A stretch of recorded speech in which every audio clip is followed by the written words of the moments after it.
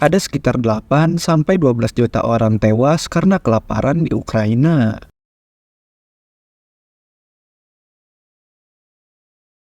Ya, ini adalah peristiwa kelaparan paling mengerikan dalam sejarah negara tersebut, bahkan dunia. Peristiwa itu bernama Holodomor. ending one of the most brutal genocides in the history of man. Peristiwa Holodomor terjadi di tahun 1932 sampai 1933, yang dimana pada saat itu sebenarnya negara Ukraina ini masih tergabung ke dalam Uni Soviet di bawah pimpinan rezim komunis Soviet bernama Joseph Stalin.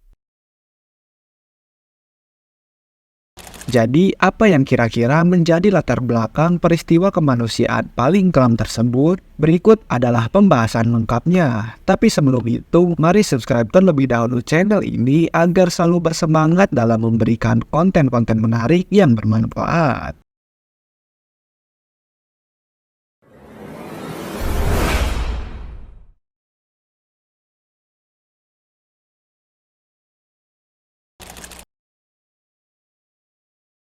Sebelum masuk ke pembahasan tentang Holodomor, mari kita sedikit bahas mengenai sejarah singkat berdirinya Uni Soviet yang tentu berkaitan erat dengan lahirnya peristiwa kelam tersebut. Jadi, sebelum Uni Soviet berdiri, negara Ukraina adalah bagian dari Kekaisaran Rusia. Kekaisaran Rusia secara resmi berdiri sejak tahun 1721.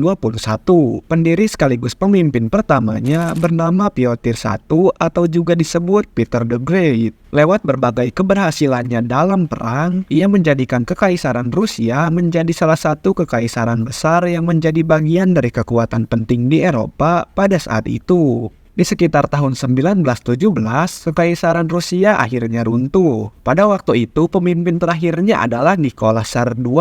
Lalu, di saat proses penghancuran Kekaisaran Rusia itulah, banyak orang di Ukraina yang ingin mendirikan Republik Rakyat Ukraina. Disinilah terjadi persaingan antara ideologi nasionalis dan komunis yang sama-sama ingin bisa mengontrol Ukraina. Republik Rakyat Ukraina atau UPR yang didukung oleh internasional berada di kota Kiev, sedangkan Republik Soviet Ukraina atau USR yang didukung oleh komunis Rusia berada di kota Kharkiv. Pada tanggal 7 Januari 1919, pasukan Tentara Merah Soviet atau kaum Bolshevik yang dipimpin oleh Vladimir Lenin melakukan invasi atau penyerangan terhadap Ukraina dengan kekuatan penuh. Pada tanggal 21 Desember 1919, pemerintah Soviet Ukraina dibentuk. Dan setelah dilakukannya Perjanjian Riga atau yang juga dikenal dengan nama Traktat Riga pada tanggal 18 Maret 1921 antara Soviet Rusia, Soviet Ukraina, dan Polandia, pasukan Tentara Merah Soviet tersebut berhasil mengendalikan Ukraina sepenuhnya. Akhirnya Ukraina pun masuk ke dalam bagian dari Uni Republik Sosialis Soviet atau yang kita kenal sekarang ini dengan nama Uni Soviet.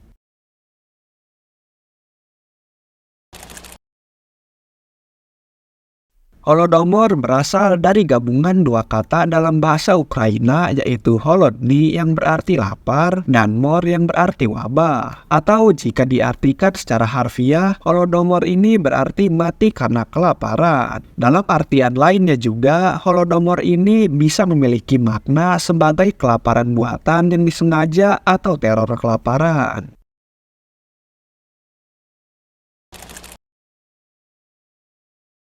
Pada tanggal 21 Januari 1924, pemimpin tertinggi Uni Soviet yaitu Vladimir Lenin meninggal dunia. Lalu kursi kepemimpinan berikutnya digantikan oleh Joseph Stalin. Setelah Stalin memiliki kekuasaan tersebut, ia langsung mengusung sebuah program bernama kolektivisasi pertanian.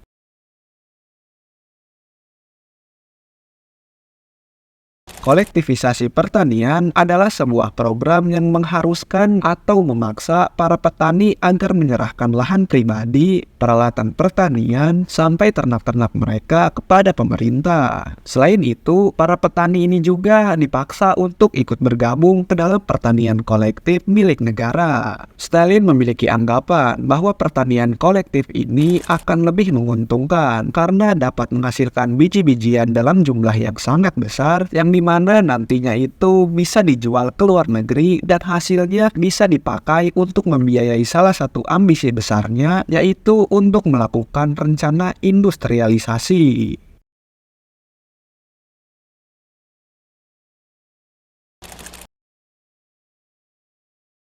Kolektivisasi berarti memaksa. Pada program Stalin ini, para petani kecil di Ukraina dipaksa untuk keluar dari tanah mereka sendiri dan bergabung ke dalam pertanian kolektif yang lebih besar. Lalu, apakah dengan adanya program ini para petani mau langsung mengikutinya? Jawabannya tentu saja tidak. Para petani justru melihatnya sebagai perbudakan. Karena itulah mereka menolak menyerahkan tanah, peralatan pertanian, dan ternak-ternak miliknya. Belum sampai selesai di situ. Buntut dari penolakan tersebut, akhirnya Stalin menegakkan kebijakan perang di daerah pedesaan bagi para warganya yang berani melawan program kolektivisasi ini. Selain kebijakan tersebut, Stalin juga menerapkan aturan denda dengan cara merampas hasil pertanian seperti gandum dan bahan makanan lainnya dari desa, lalu mencegah aktivitas penjualan barang seperti minyak tanah, korek api, dan barang kebutuhan lainnya ke area pertanian dan individu. Selain itu juga, Stalin melarang adanya penjualan pada bidang retail di area pedesaan, yang dimana ini menyebabkan para petani tidak dapat membeli roti yang menjadi makanan utama warga Ukraina pada saat itu. Dan yang paling parahnya, para tentara Soviet juga tidak segan akan melakukan eksekusi mati bagi mereka yang berani mengambil bahan makanan di ladang. Dampaknya sangat jelas, kelaparan massal menjadi semakin meluas.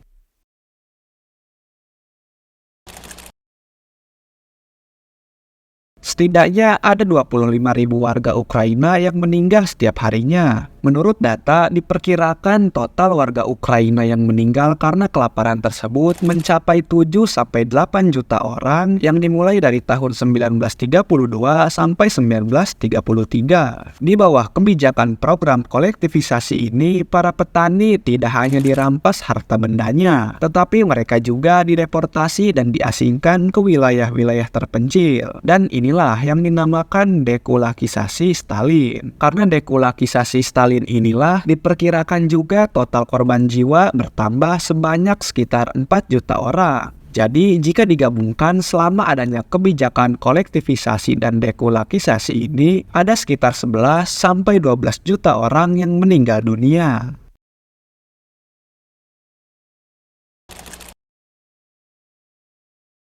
Dekulakisasi adalah kampanye untuk melakukan penindasan yang dilakukan oleh politik Soviet. Kampanye ini memiliki tujuan yang dinyatakan untuk melawan kontrarevolusi dan membangun sosialisme di pedesaan. Kebijakan ini dilakukan bersamaan dengan kolektivisasi di Uni Soviet, yang secara efektif menempatkan semua pertanian dan petani berada di bawah kendali pemerintah atau negara. Akibatnya, lebih dari 1,8 juta petani kaya beserta keluarganya banyak yang ditangkap dan dideportasi. Oleh pemerintah Soviet, mereka dicap sebagai kulak, yang artinya musuh pemerintah. Pemerintah Soviet juga menilai akan ada potensi pemberontakan di masa yang akan datang yang akan dipimpin oleh para kulak tersebut. Sebagian besar warga Ukraina dipaksa untuk keluar dari tempat tinggalnya dan dipindahkan ke wilayah terpencil tidak berpenghuni seperti misalnya daerah Siberia. Di sana mereka tidak diberikan sarana untuk bertahan hidup, termasuk pendampingan dari pemerintah. Justru yang ada, jika mereka berusaha untuk melarikan diri atau kabur, maka akan langsung ditembak mati di tempat.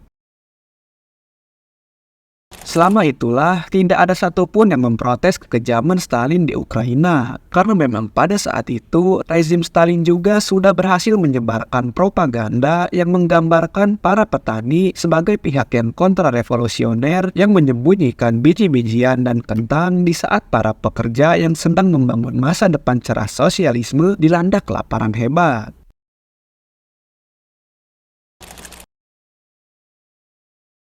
Menurut catatan seorang jurnalis Hungaria Inggris bernama Arthur Koestler, ia menggambarkan jika pada saat Holodomor terjadi, di setiap stasiun kereta api terdapat beberapa kelompok petani yang membawa kain linen untuk ditukarkan dengan sepotong roti. Bahkan yang lebih menyedihkannya lagi, sampai ada juga para wanita yang membawa anak-anaknya dan memperlihatkan kondisinya yang sangat memprihatinkan kepada setiap penumpang kereta. Mungkin sedikit gambaran dari Arthur Koestler itu sudah bisa kita bayangkan bagaimana parahnya kondisi orang-orang yang menjadi korban dari kebijakan Holodomor buatan Stalin ini.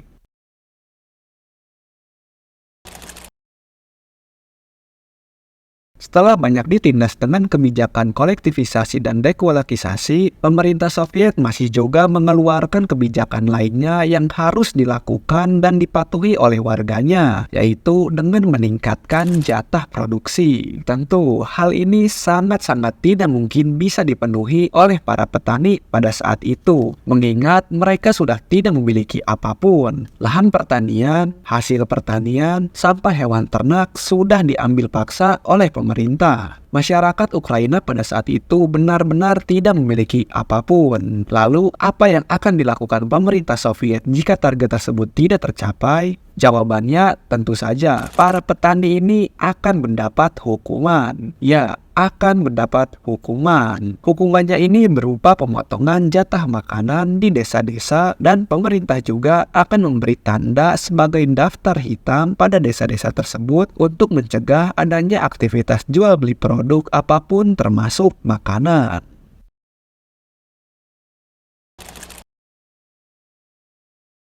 Sampai saat ini sebenarnya masih menjadi sebuah perdebatan antara dua pihak mengenai Holodomor ini. Pihak yang pertama menyebutkan kalau Holodomor terjadi karena efek dari konsekuensi masalah ekonomi dan manajemen yang buruk yang terkait dengan perubahan yang diterapkan selama periode industrialisasi Soviet. Atau dengan kata lain, peristiwa ini tidak sengaja terjadi. Tetapi berbeda dengan pihak yang kedua. Mereka menyebutkan jika Holodomor sengaja dilakukan oleh Joseph Stalin sebagai upaya untuk menghilangkan gerakan kemerdekaan Ukraina. Menurut seorang pengacara berkebangsaan Polandia yang juga dikenal sebagai pencetus istilah genosida bernama Raphael Lemkin, mengatakan kalau Holodomor ini jelas-jelas sebagai bentuk genosida yang dilakukan oleh Joseph Stalin dan pemerintahannya. Sedangkan Majelis Umum PBB atau Perserikatan Bangsa-Bangsa sampai sekarang ini tidak pernah menyebutkan jika Holodomor sebagai genosida, namun hanya menyebutnya dengan tragedi besar.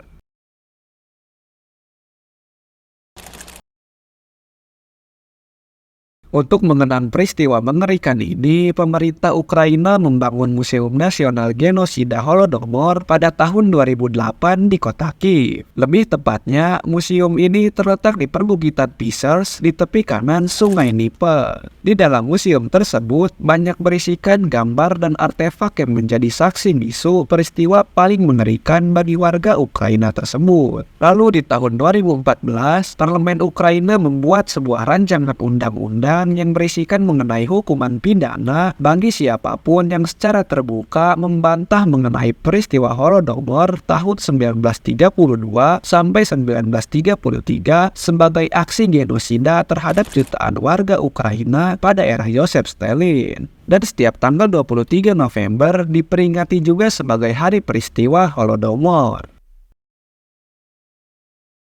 Itu tadi pembahasan singkat mengenai peristiwa Holodomor di Ukraina pada tahun 1932 sampai 1933 yang diperkirakan sudah memakan korban jiwa sebanyak 8 sampai 12 juta orang. Jika kalian suka dengan video ini, silakan like, share, dan komen jika ada pendapat lain. Kalian juga bisa request cerita atau kisah apa yang akan dibahas selanjutnya. Jangan lupa juga untuk subscribe dan nyalakan tombol lonceng notifikasinya untuk update video terbaru lainnya.